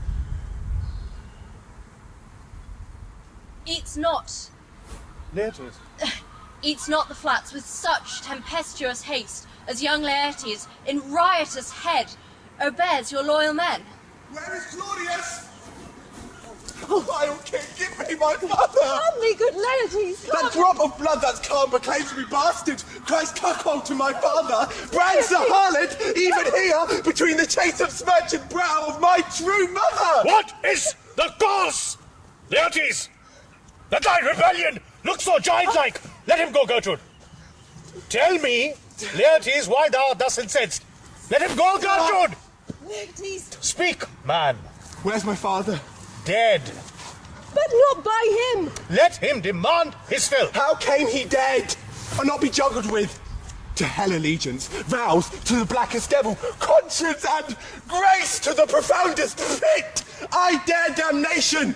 To this point I stand, that both the world I give to negligence. Let come what comes, only I'll be revenged most thoroughly for my father! Who shall stay you? My will, not all the world, and for my means I'll husband them so well, they shall go far with little. Good Laertes, if you desire to know the certainty of your dear father's death, is it writ in your revenge that swoop-stake you will draw both friend and foe, winner and loser? None but his enemies. Why, now you speak like a good child and a good gentleman. That he is guiltless of your father's death and is in most sensible grief for it. It shall as level to your judgment pierce as day does to your eye.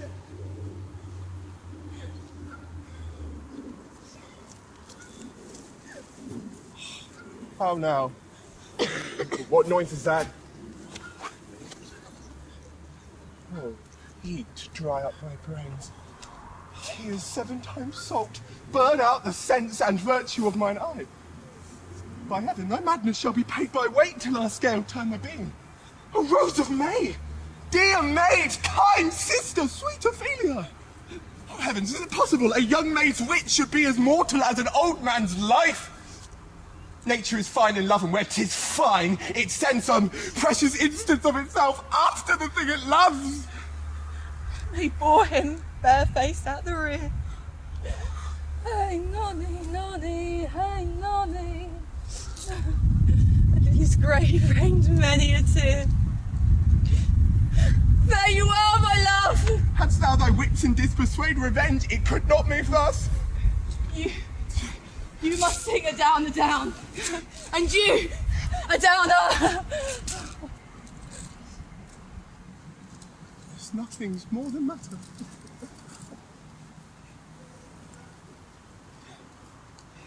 There's rosemary. That's for remembrance. Pray, love, remember. And there is pansies. That's for thoughts. Document in madness, thoughts and remembrance fitted. There's fennel for you, and columbines.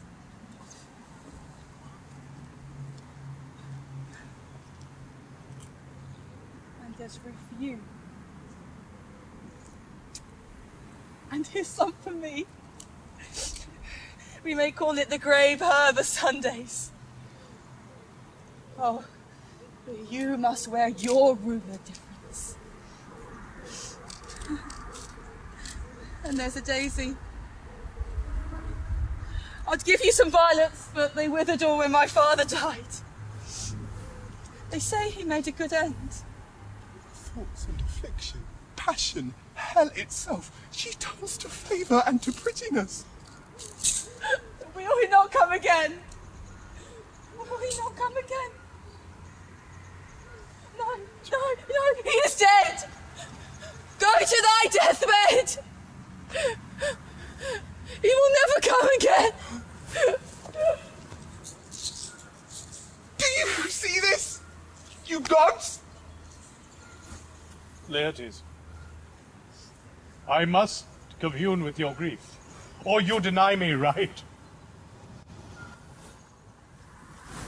But place your patience in my care, and we shall jointly labour with your soul to give it due content. Let this be so.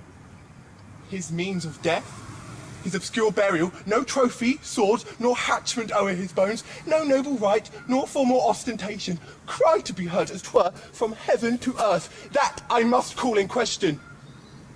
It shall be so. And where the offence lies, let the great axe fall. I pray you, go with me.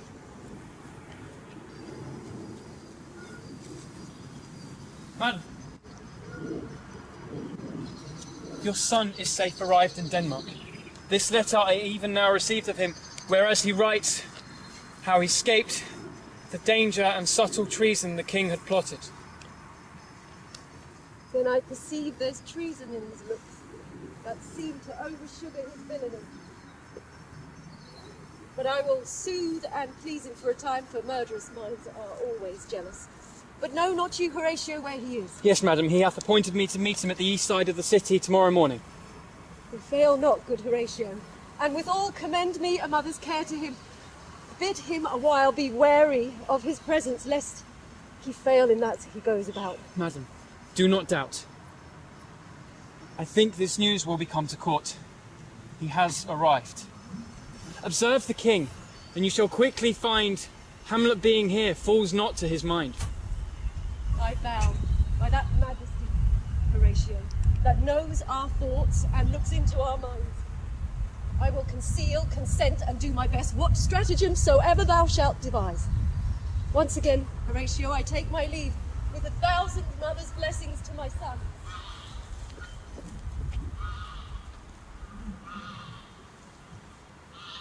Now must your conscience my acquaintance seal. And you must put me in your heart for friend, since you have heard, and with a knowing ear, that he which hath your noble father slain pursued my life. It well appears. But tell me why you proceeded not against these feet so crimeful and so capital in nature, as by your safety, wisdom, all things else, you mainly were stirred up. Gertrude, his mother, lives so by his looks, and for myself, my virtue, my plague, be it either which, she's so conjunctive to my soul that as a star moves not but in its sphere, I could not but buy her. And so have I a noble father lost, a sister driven into desperate times, who has, if praises may go back again, stood challenger on mount of all the age for her perfections. But my revenge will come. I loved your father, and we love ourselves. And thus, if you can imagine... Ah, now, what news? Letters, my lord, from Hamlet. From Hamlet? Who brought them? Horatio gave them me. He received them. Laertes, you shall hear them. Leave us.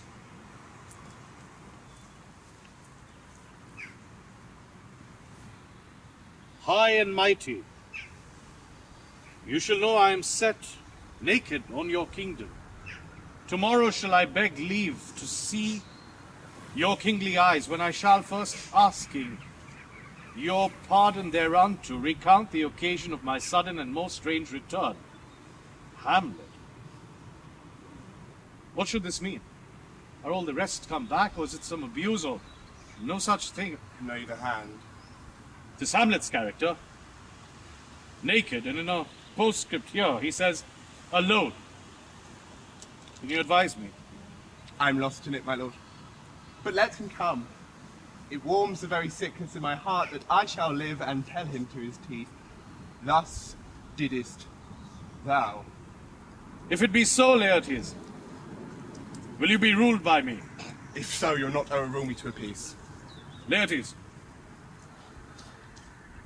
was your father dear to you? Or are you like the painting of a sorrow, a face without a heart? Why ask you this? Hamlet comes back. What would you do to show yourself your father's son, in deeds more than in words? To cut his throat in a church. No place indeed should murder sanctuarize. Revenge should have no bounds. But, good Laertes, you have been talked of since your return much, and that, they say, for a quality wherein you shine. Will you do this? Keep within your chambers. Hamlet returned shall know you are come home. He, being remiss, most generous and free of all contriving, will not peruse the foils. So that, with ease or with a little shuffling, you may choose a sword unbaited, and in a pass of practice, requite him for your father. I will do it. And for that purpose, I'll anoint my sword with this contagion, that if I gall him slightly, it may be death. Let us further think of this.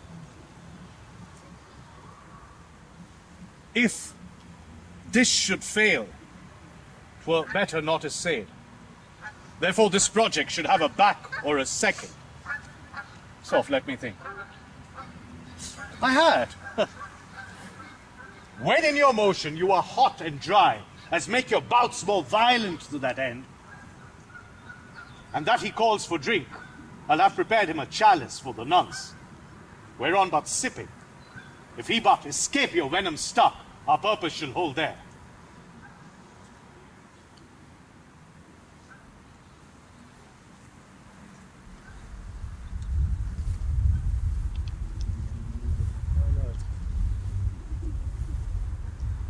How now, Gertrude?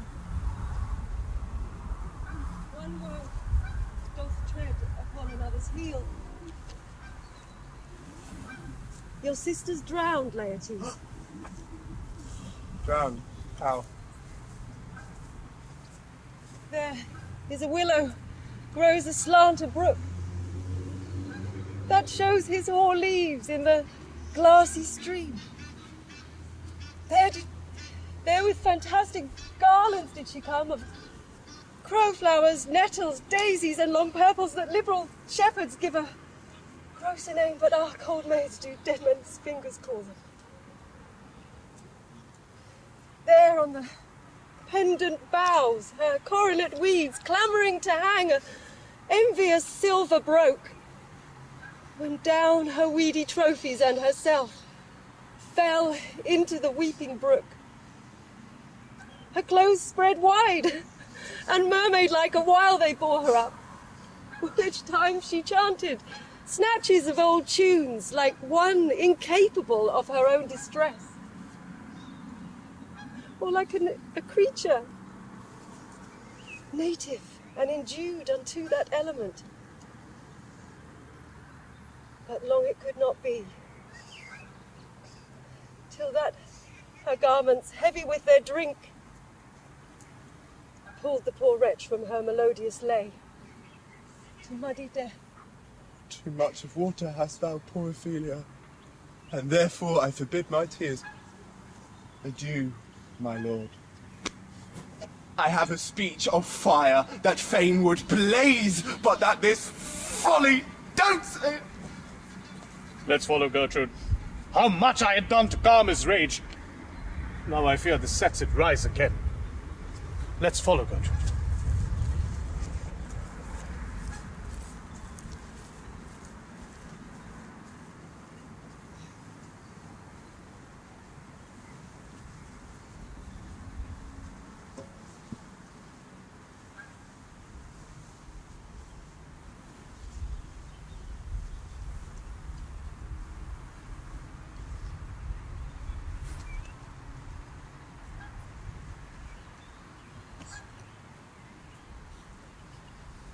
Whose grave's this, sirrah?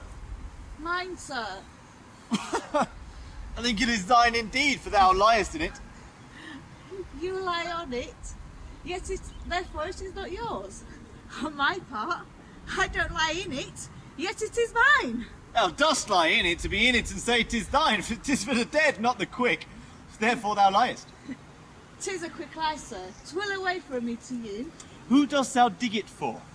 No man, sir. For what woman then? For none either. Or who is to be buried in it? One that was a woman, sir. But rest her soul, she's dead. How long hast thou been a grave maker? And old days. And how long is that since? Can you not tell that? Every fool can tell that. It was on the day that a young Hamlet was born. He that is mad and sent into England. I am married. Why was he sent into England? Why, he was mad. I will have a... Well, how came he mad?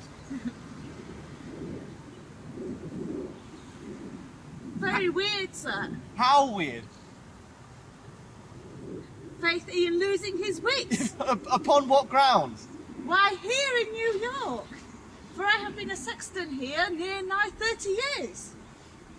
How long will a man lie in the earth ere he rot? Faith of thee rot and die, for we scarcely have corpses. Scarcely make a lion. Maybe 8 year, 9 year. And here we have a skull that scarcely lieth you in the earth 3 or 20 years. Whose was it? A wholesome mad fellow it was. Whose do you think it was? Nay, I know not. This corpse, this skull, sir, was Yorick's skull. This? The king's jester.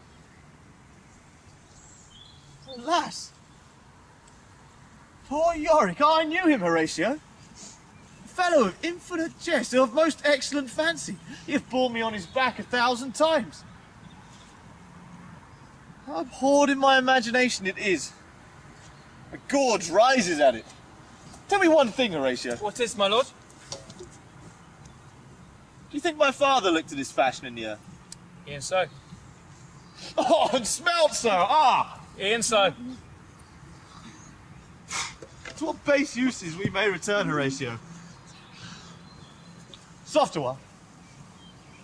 You comes my uncle, my mother and their loyal men. And who is that they follow? And with such maimed rites, this doth betoken the corpse they follow did with desperate hand fordo its own life. Couch we a while and mark.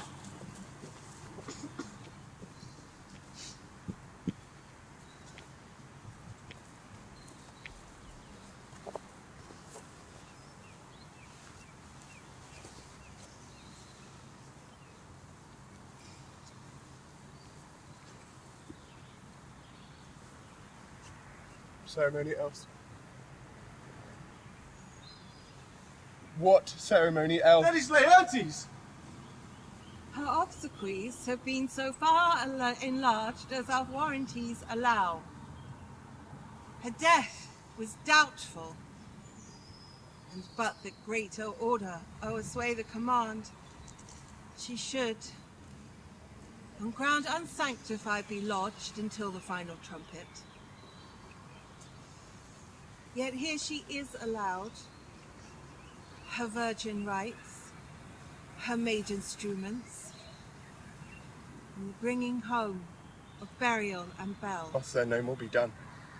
No more be done.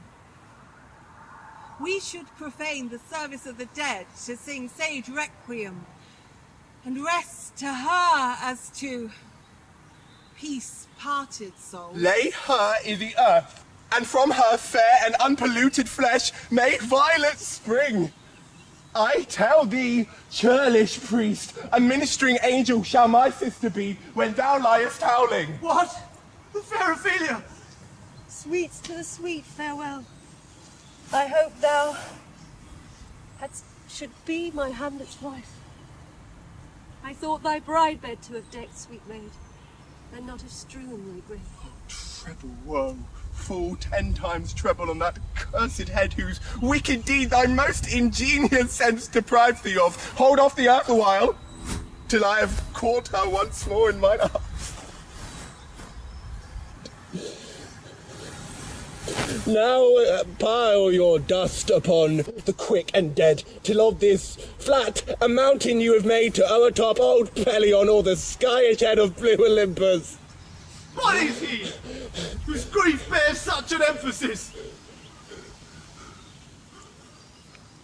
The devil take thy soul! No, price not well! Lock them asunder! Hamlet! Lock them asunder! Good, my lord! I feel no longer! What? Oh my God! Steve! I loved Ophelia! 40,000 brothers and all their quantity of love could not make up my son. He is mad, Laertes. What would thou do for her? Would weep? Would fight? Would fast? Would tear thyself? Would drink up eyes or eat a crocodile? I would. Dost thou come here to outface me with leaping in her grave? Be buried quick with her, and so will I. Another God. And if thou prate of mountains, let them throw thousands of acres upon us until our ground, singeing his pate against the burning sun, make us like a what? Nay? And out mouth, I'll rant as well as thou. This is enough! Madness! And thus a while the fit will work on him. Hear you, sir. What is the reason that you used me thus? I loved you ever. But it is no matter. Let Hercules himself do what he may. The cat will mew. A dog will have his day. I pray you, good Horatio, keep a watch on him.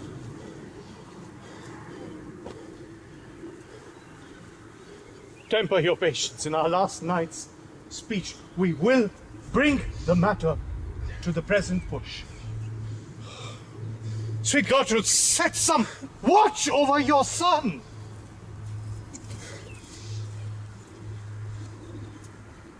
This grave shall have a living monument.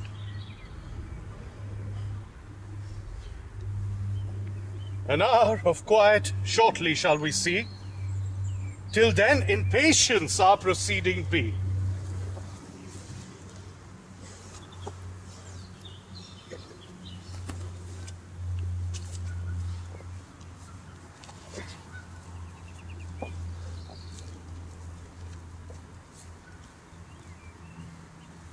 Well, much for this, sir. Now shall you see the other. Do you remember all the circumstance? Remember it, my lord? Sir, in my heart there was a kind of fighting that would not let me sleep. Is a divinity that shapes our ends, rough hew them how we will. That is most certain. It's a commission. Read it at more leisure. Why, what a king is this? Does it not, thinks thee? Stand me now upon, he that have killed my father, whored my mother, popped between the election and my hopes, thrown out his angle on my proper life, and with such cozenage, is not perfect conscience to quit him with this arm? Well, it must be shortly come to him from England. What news has happened there? It will be short. The interim is mine. And a man's life no more than to say one. But I am very very sorry. Dear Horatio, that to Laertes I forgot myself. By the image of my cause I see the portraiture of his. Peace. Who comes here? Your lordship is right welcome back to New York. I humbly thank you. Dost thou know this waterfly? No, my good lord. Thy state is the more gracious, for 'tis a vice to know her. Sweet lord, if your friendship would wait a while, I should impart to you a thing from your uncle. I will receive it with all diligence of spirit. But put your bonnet to his right use, 'tis for the head. Oh, I thank you, my lord. It is very hot. No, believe me, it is very cold. The wind is northerly. It is very cold, my lord, indeed. But yet methinks it is very sultry and hot for my complexion. Exceedingly, my lord. It's very sultry, and I know not how. But your uncle bid me signify to you that he hath laid a great wager on your head. Sir, this is the matter.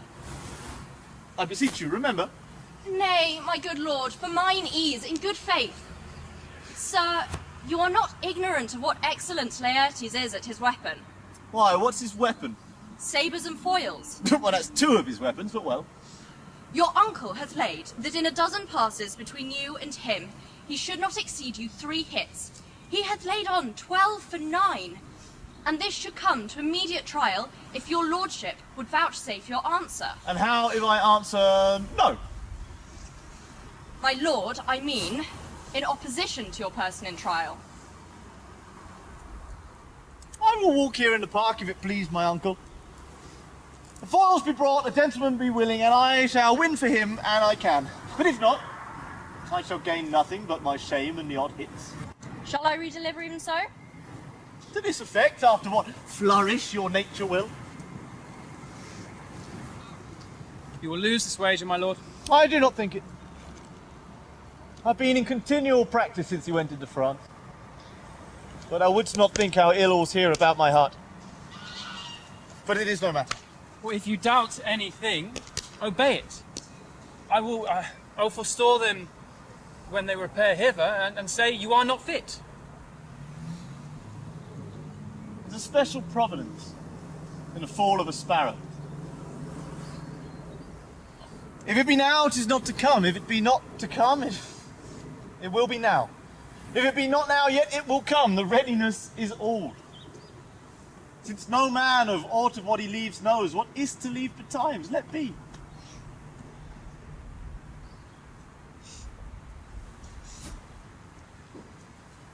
Come, Hamlet, come. Take this hand from me. Give me your pardon, sir. I've done you wrong.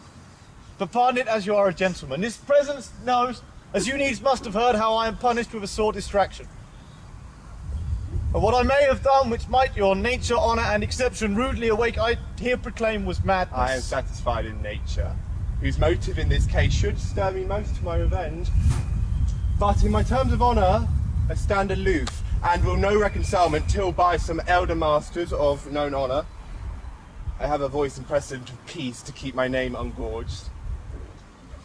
But till that time, I do embrace your offered love, like love, and will not wrong it. I do embrace it freely.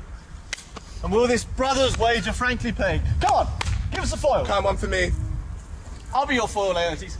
And in mine ignorance, your skill shall, like a star in the darkest night, stick fiery off indeed. You mock me, sir. No, by his hand.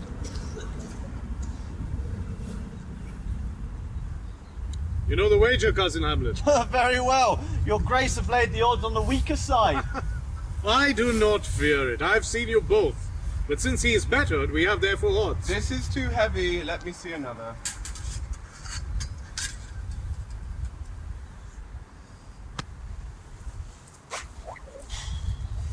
He likes me well enough.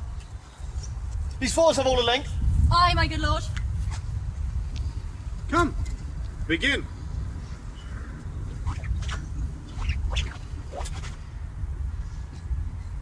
Come on, sir.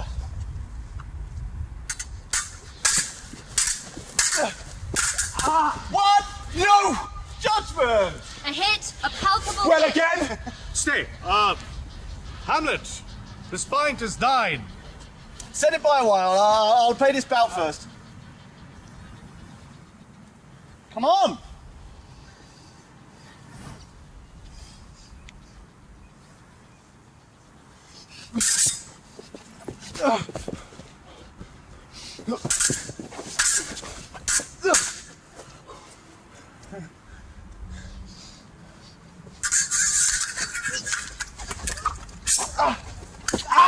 What say you?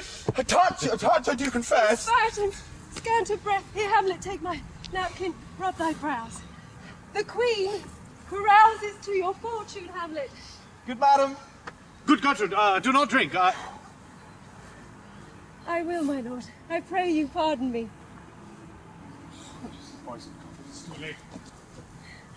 Here, let me wipe thy face. My lord, I'll hit him now. I do not think. And yet 'tis almost against my conscience. Come, Laertes, for the third. You do but dally. I pray you bring your best violence. I'm afeard you make a wanton of me. Say you so. Come on.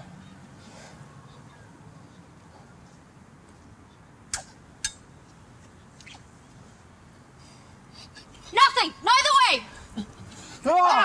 Hurry me now! Hold them! They are inside! Nay. Come again! Look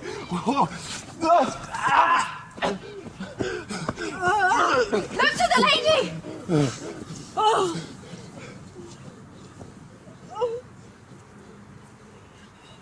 Will they bleed on both sides? How is it, my lord? How is Laertes? I am justly killed with mine own treachery.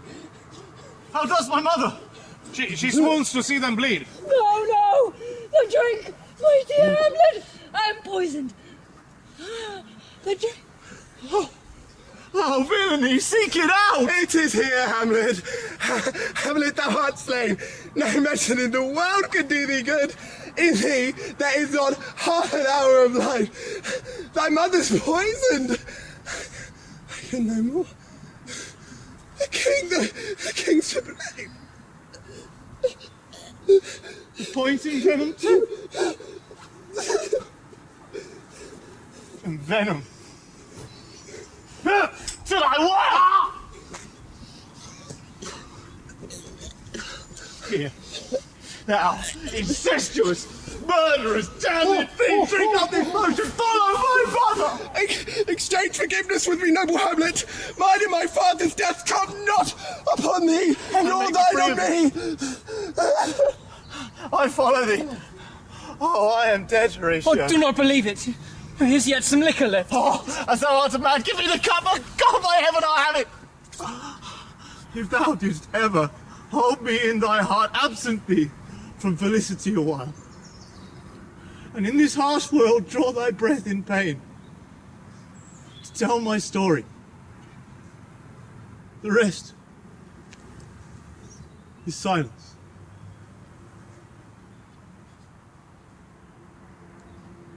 Here cracks a noble heart. Good night, sweet prince. May flights of angels sing thee to thy rest.